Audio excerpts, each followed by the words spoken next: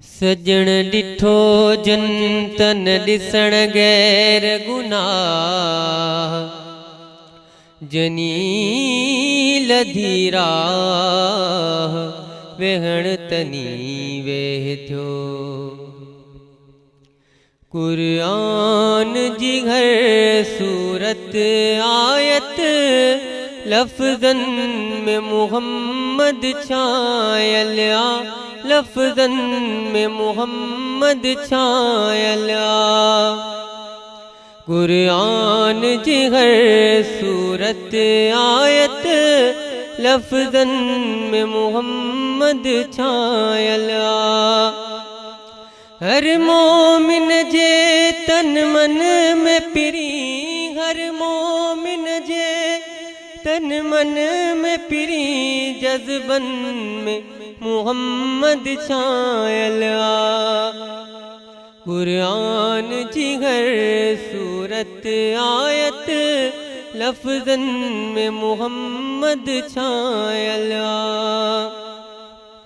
तौरेत दिसो ज़बूर दिसो तोड़े जी भली इंजील दिसो इंजील दिसो।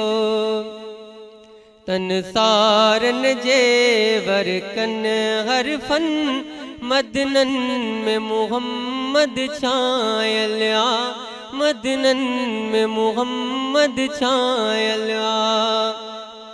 हर मोमिन जे तन मन में पिरी हर मोमिन जे तन मन में पिरी जज्बन में मुहम्मद छायलिया जज्बन में मुहम्मद छायलिया। कुरान जी घर सूरत आयत लफ्ज़न में मुहम्मद छायलिया। अब्दुल हकीम में नाते रसूल मक़बूल सल्लल्लाहु अलैहि वसल्लम तव्हां पाण शॉट कई या मिसरा ई टे हुआ?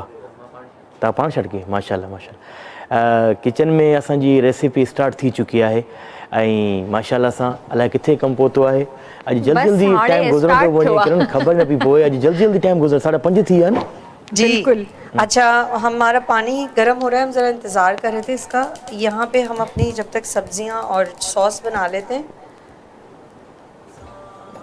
आज की रेसिपी हम के लिए हम शबाज़ कुकिंग ऑयल यूज़ कर रहे हैं।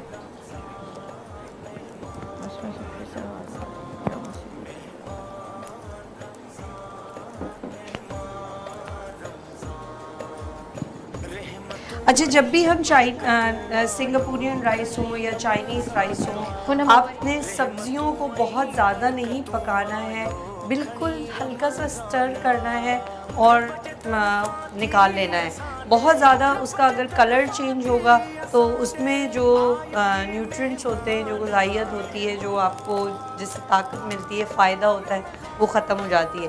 तो हम उतना ही इसको फ्राई करेंगे जितना हमें ज़रूरत है, बहुत ज़्यादा हम इसे फ्राई नहीं करेंगे।